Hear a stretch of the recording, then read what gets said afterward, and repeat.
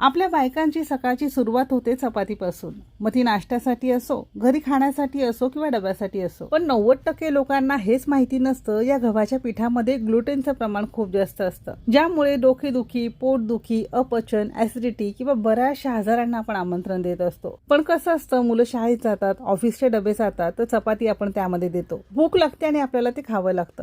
मग अशा वेळेस तुम्हाला जर ही चपाती थोड्याशा वेगळ्या पद्धतीत थोडी हेल्दी मिळाली तर खपली गव्हामध्ये ग्लुटनचं प्रमाण अगदी नाममात्र असतं, तुम्हाला सगळ्यांनाच माहिती असेल. आणि साध्या गव्हाच्या तुलनेत खपली गहू आपल्या शरीरासाठी खूप चांगला. पारंपरिक चपाती किंवा पारंपरिक पदार्थ खपली गव्हापासून तयार केले जायचे. हल्ली ते कोणी खायलाच मागत नाही.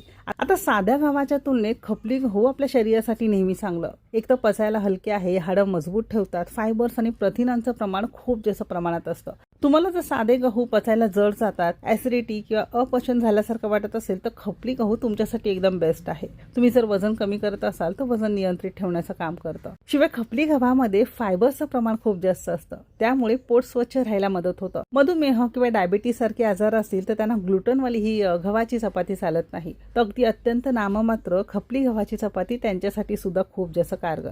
पचायला तर हलकी आहे, आपली पचनशक्ती सुद्धा नियंत्रित ठेवते. बऱ्याचशा महिलांच्या आजारांसाठी सुद्धा हे खपली गहू खूप जास्त चांगलं. यावर फवारणी वगैरे न केल्यामुळे आपल्या प्रत्येकाला याची चपाती किंवा याचे पदार्थ खाल्ले पाहिजे. आता नुसतीच खपली गव्हाची पोळी किंवा चपाती खाल्ली ना तर ती तितकीशी चवीला चांगली लागणार नाही. म्हणून यामध्ये आपण वेगवेगळे धान्य, काही सालयुक्त डाळी घालून याचं मल्टीग्रेन चपातीसाठी पीठ तयार केलेलं आहे. आता बाजारामध्ये तुम्हाला जे खपली गव्हाचं किंवा मल्टीग्रेन आटा मिळतं ना, तर त्यामध्ये साधा गहू वापरला जातो.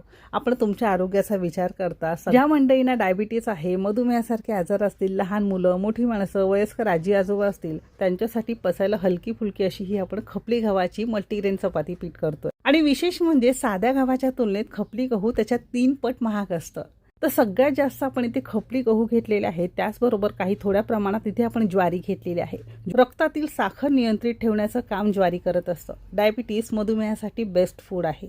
आता त्याचबरोबर इथे आपण रागी किंवा ज्याला आपण नाचणी म्हणतो ना, ते घेतलेलं आहे. नाचणी सुद्धा बेस्ट फूड आहे, ज्यामध्ये कॅल्शियम, लोह, प्रथिन, फायबर मुबलक प्रमाणात असतात. हाडं मजबूत ठेवतात, अशक्तपणा दूर करतं. शाळेत जाणारी वगैरे लहान मुलं असतील तर त्यांच्यासाठी सुद्धा खूप बेस्ट फूड आहे. सोबतच इथे आपण बाजरी घेतलेली आहे, ज्यामध्ये साखरेचं प्रमाण खूप कमी असतं.